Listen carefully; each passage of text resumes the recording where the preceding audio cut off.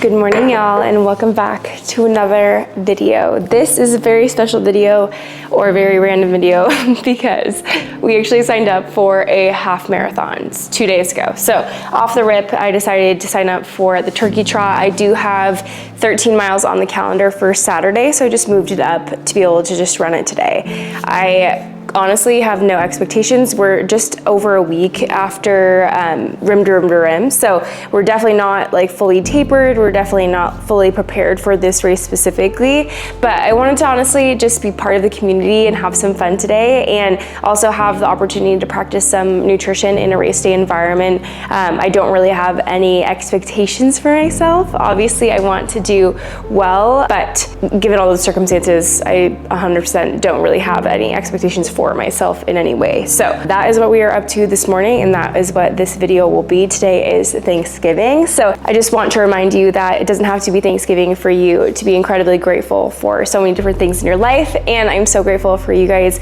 for watching and giving me the opportunity to create videos for you. It's been a heck of a year, and I'm just honestly so excited to continue to have you guys around post Leadville into this new series that I'm going to announce in the next week's video.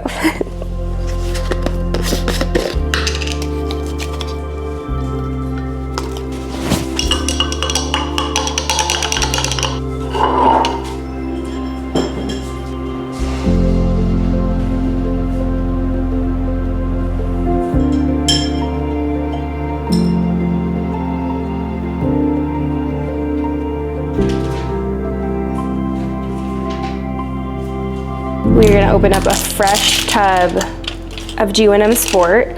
Just an update, I have been incorporating this ever since I raced at Leadville 100. I decided I needed a really good liquid carb option, and I've been absolutely loving whim Orange.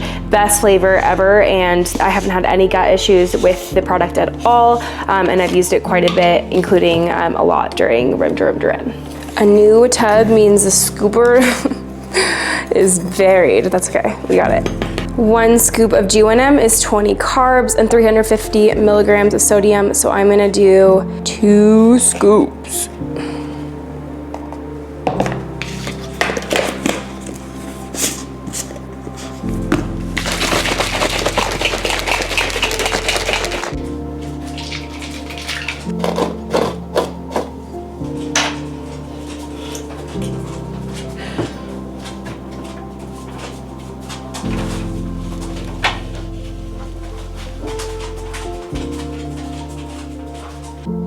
This is going to be the fit. We have John shorts underneath my normal Amazon shorts. We have Amazon top. We're going to do the CP socks. And we are actually going to race today in the New Balance Super Comp Elites. I've done the most amount of speed work in these so far, so I'm doing these over the Alpine for this race. I just popped the gels in my John shorts that I'm going to take. I'm going to take 1 caffeinated gel and 2 regular Go gels, as well as I'm going to bring gloves because it's 20 degrees out, and then also my spy belt to put my phone in. It's time to leave. I will see you guys at the race. Welcome to Thankful. 30 seconds till go time. And in first place, beating him by 4 minutes and a time of 1:30.23. You know where you love her, Amanda Kamiko!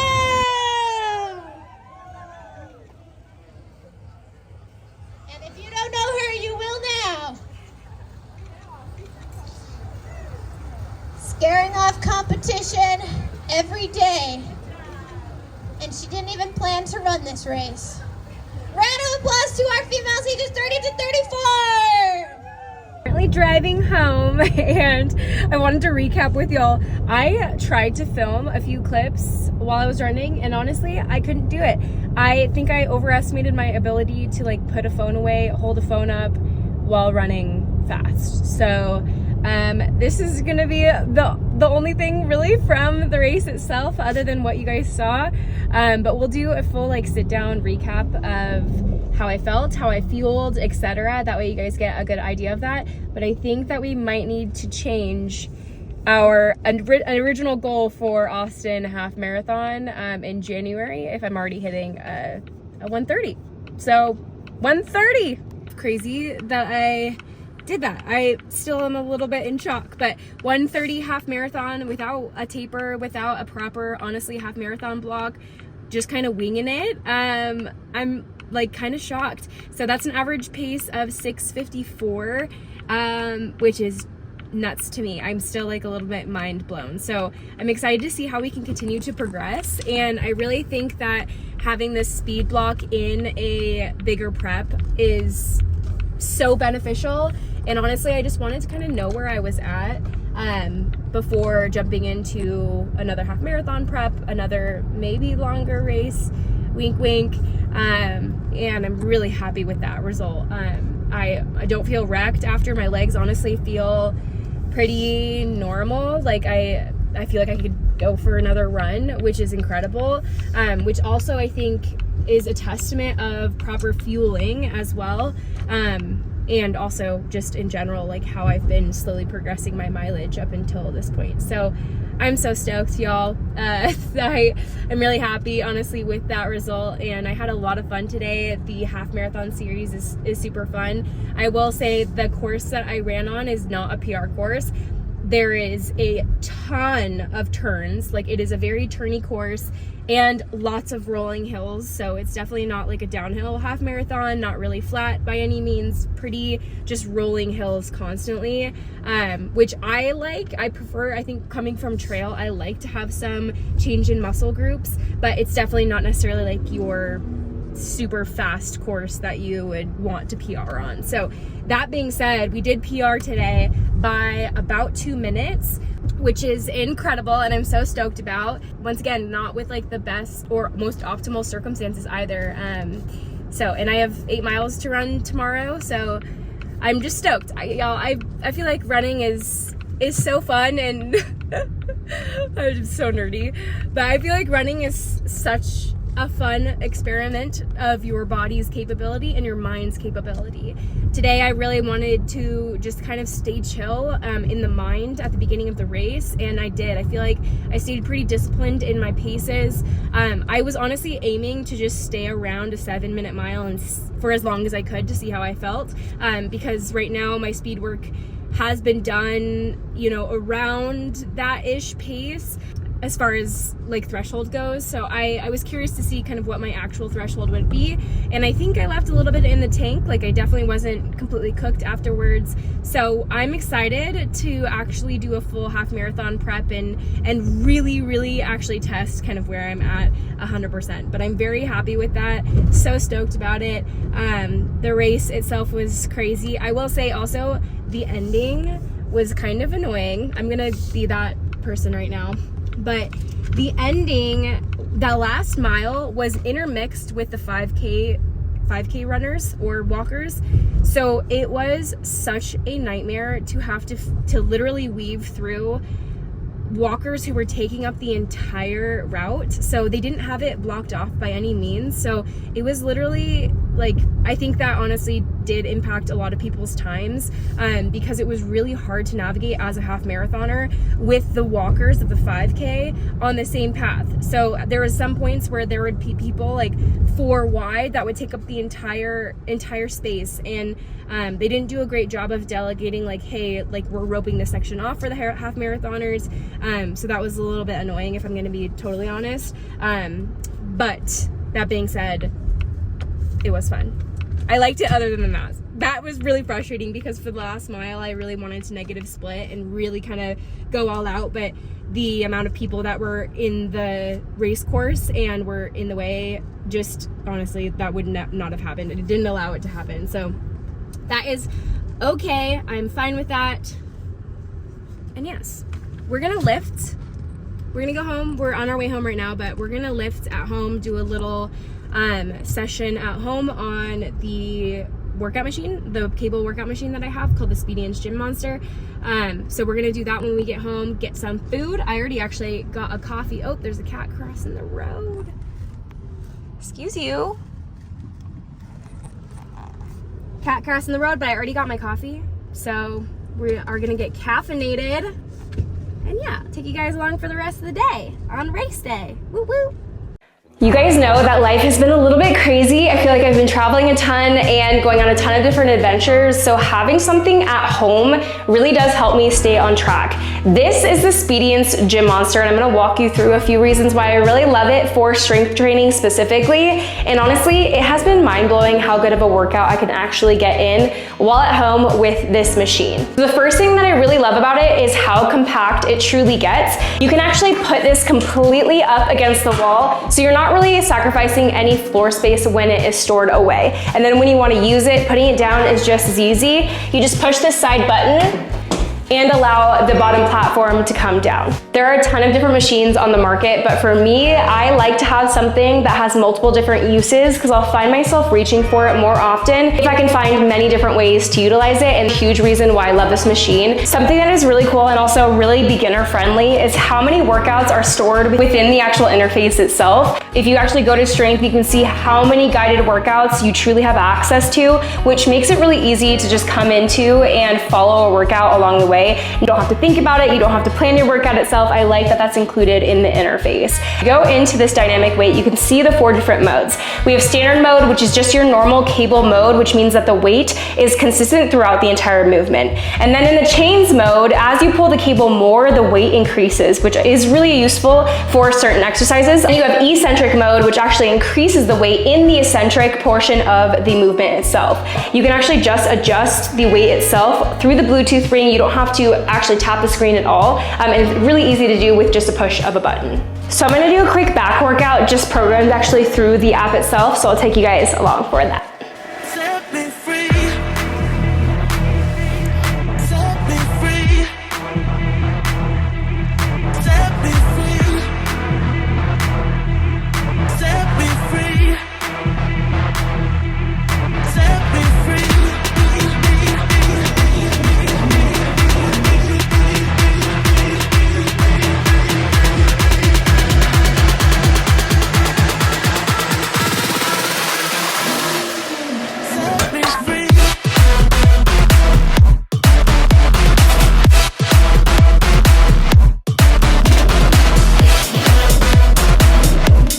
I'm actually gonna go into eccentric mode for this one as well.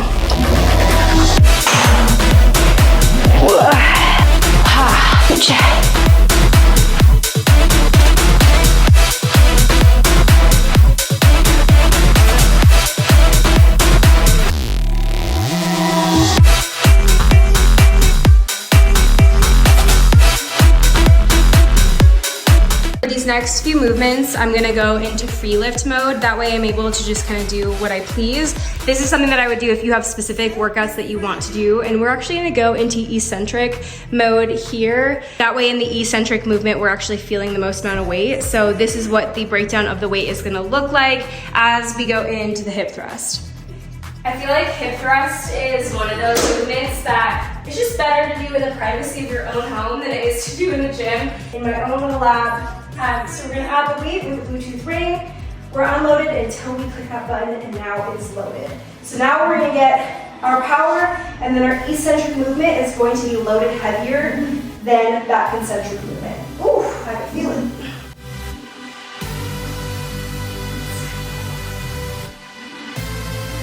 You can actually load this machine up to 220 pounds, which is incredible for an at-home machine that is so customizable. And something really cool about being done with a workout is you can actually see your progress, and all of this is tracked and stored in the interface itself. So it allows you to track your progress and see kind of how you're progressing over time, which is super, super cool. That's gonna wrap up our at-home workout today with the Speediance Gym Monster. For me, I take my goals incredibly seriously. You guys know this, and having something like this at home that is completely personable to what I like to do and how I like to train is absolutely incredible. I'm gonna leave a link and a discount code in the description, so please make sure to check that out if you are interested in getting a killer at-home workout in the comfort of your own home like I am.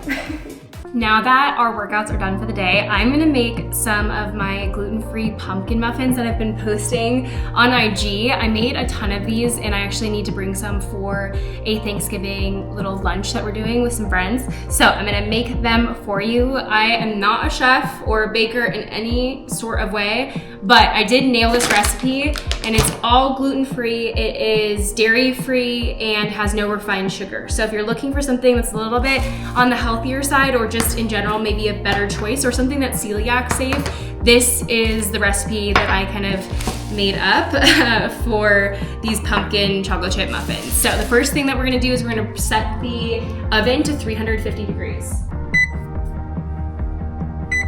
And then what you are gonna need is a muffin tin, and I actually use the silicone cups.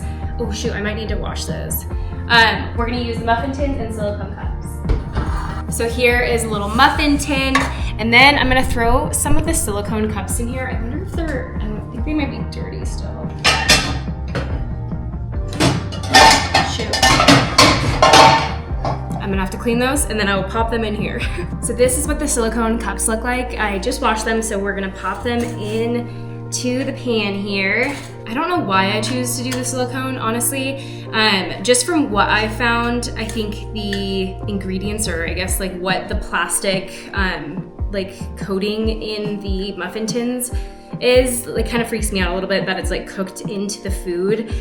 So honestly, the silicone ones work great and they're also less wasteful. So if that's something that you care about, this is definitely a good option, and they cook beautifully in the silicone. So, and they're reusable, obviously. So yeah, we are gonna pop the little silicone things in here. I also don't oil them, which is nice that they just pop out so easily. So that is what the muffin tin looks like, all set to go. Now that that is prepped, I'm gonna grab a large bowl and start mixing in the dry ingredients, and then in a smaller bowl, start mixing in the wet ingredients. So first off, for the dry ingredients, we're gonna use a gluten-free flour. I just recommend something that has xanthan gum in it because it's gonna help it to bind a little bit better. So this is just from Bob's Red Mill. I actually really like the one from King Arthur's, but this is what they had at the store when I went to get some more. So we're gonna go in with 1 1/3 cup. I'm actually gonna go by grams, so we're gonna go 200 grams of flour. If you're unsure how to weigh flour, you'll grab a little kitchen scale and put the flour on top of the scale and then hit tare. So tare is like the T, that'll zero it out to be 0 grams. And then when you go in with your measuring cup, you're just gonna scoop out and it's gonna give you a negative amount of the flour that is coming out. So for example, right now, that is around 103 grams. I'll show you guys on this side. And then we'll go in and keep scooping until it says minus 200. And the reason why it's good to do weight versus cups of flour is because it is so much more variable with flour on whether people pack it or not. That'll work. 202. Boom. Because people measure flour so differently because there's such a disbursement of air throughout the product that it's just better to do and more accurate to do with grams. So 200 grams of flour in our big bowl. Then we'll go in with 1 teaspoon of baking soda. So teaspoon, baking soda, boom. And then we will go in with 1/4 of a teaspoon of baking powder. 1 teaspoon of salt. I use the Redmond local salt from here in Utah. It's a little bit coarsely ground, but I actually don't mind it in this recipe. And then we'll go in with our spices. So we're gonna go in with 2.5 teaspoons of cinnamon, boom. Then we'll go in with 1/2 teaspoon of ground nutmeg, boom. And then we'll go in with 1/4 teaspoon of both allspice and ground cloves. This is what's gonna give you that like pumpkin pie, like spicy fall, spicy vibes. I don't know where I was going with that. And then we'll do the allspice. Something that you can also add in is ground ginger. We don't have that, but ground ginger would make the recipe really beautiful as well. But you can already start to smell what we want the house to smell like. with this. So then I just do a quick little like fork stir to get this incorporated. We'll do a bigger stir with the actual wet ingredients, but this doesn't have to be like super exact, but I just want to break up the flour, make sure that the baking powder and the baking soda are, for the most part, evenly distributed throughout the dry ingredients. Boom. And then we'll move on to the wet. So the first thing that we'll go in with is 2 large eggs. 1 and 2. Then we'll go in with a cup of pumpkin. Oh, this can might be slightly faulty. Boom. Then we'll go in with 1 cup of pumpkin puree. I try to pack this in to make sure that I'm getting enough, because once again, this does have some air displacement as well. That makes it seem like there's less. So we're just gonna go a little bit over. So that's 1/2 cup. And then go 1 more. So that is gonna be our 2 cups of pumpkin puree. Next, we'll go in with 1/2 cup of applesauce. This is gonna be in replacement of oil. 1/2 cup of applesauce, and I found that the applesauce makes the muffins so insanely moist. And if you've ever had gluten-free products before, you know that that is the key, is to making gluten-free products somehow not be as dry as the Sahara Desert, because they 100% can be and often are. Then we'll go in with 1 cup of maple syrup. In my original recipe that I posted on Instagram, I did have another sweetener alternative. So I had like a stevia that was granular, so it was a dry ingredient, but I don't have any of that, so we're just gonna sub it for 1 cup of maple syrup. So that is gonna be where our sweetness comes from. We're gonna go 1/3 cup of almond milk, and honestly, I just eyeball this. I know you're not supposed to eyeball anything in baking, but we're gonna eyeball that for 1/3 of a cup of almond milk. And I don't have a fresh lemon, unfortunately, so we're just gonna go in with this little concentrate. We're gonna go 1 teaspoon, boom. And then the final wet ingredient is going to be 1 teaspoon of pure vanilla extract. So we're gonna go in. I always maybe shoot over, so maybe like 1.5. I feel like vanilla is like something that I try to do a little bit more of every time, but I feel like it always ends up good. So that is gonna wrap it up for the wet ingredients. So we're gonna actually go in with a whisk and make sure that this is fully incorporated. Then once that is fully incorporated, we will actually add the wet ingredients to the dry bowl and mix together with a spatula. So we will go wet to dry, do a couple mixes to get it incorporated. What's up, my dude? What's up, my dude? How was your walk? Was it good? Oh, I missed you, big boy. I missed you, big boy. Oh, too bad you didn't run the half marathon with me, huh? You would have crushed it. You would have crushed it. Good boy. And then once it is smooth, I'm just gonna go in with the rest of the bag of this. This is probably about 1/3 of the bag of the Enjoy Life dark chocolate morsels. These are really allergy friendly, so if you're looking for a chocolate chip that has that, that is what these are. So I'm just gonna go ahead and plop them in. I wish I had a little more. I think this is a little bit light. So these might be a little lighter on chocolate because I didn't realize that we were completely out of those. So that is what the pumpkin mix with chocolate chips is going to look like. Stir that up, make sure they're, for the most part, evenly distributed, and then we'll pop them into the muffin tins. So now we're gonna pop everything into the muffin tin and get ready to bake. They're gonna be a little lighter on chocolate chips, honey, sorry. Probably a good idea. Yeah? Yeah.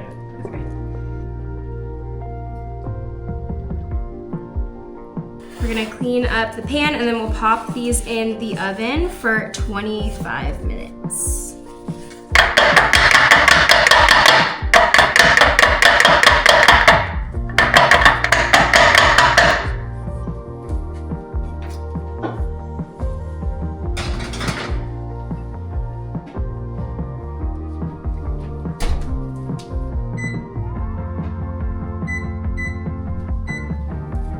The muffins are done. See? Oh, they look perfect. Oh no, I just messed that one up. That's okay. Okay, so we're gonna let them cool for a little bit before we take them out of the silicone, probably about 10 minutes, and then we'll make the rest of the batter for the rest of the muffins. That's what they look like.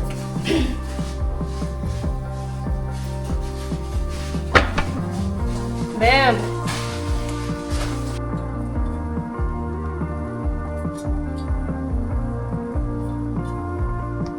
So it's been a little bit, so I'm gonna take these out of the muffin tins. They're not called tins. The muffin wraps, so I can put the silicone back in and finish cooking the rest. So let's take them off together. Hopefully they get a clean, oh yeah, look at that. Nice little clean peel. This one did not come out cleanly at all, so we might need to, this might be the taste tester one. That's good. Look at how moist this is, okay?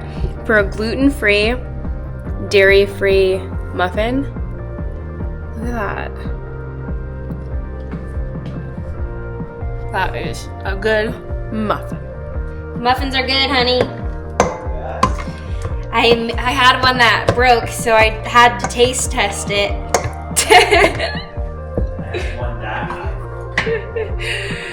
So good. We are gonna head off to our friend's house to do a little Thanksgiving. I'm gonna end this video here. Thank you so much for watching, and thank you for cheering me along virtually for those who knew that I was racing today. I'm so happy to have you here, and once again, so grateful to have you guys here, and so grateful that I get to do this and race and post content for y'all. It's the best. So thank you so much for watching. I'll catch you guys in the next episode. Stay unbreakable.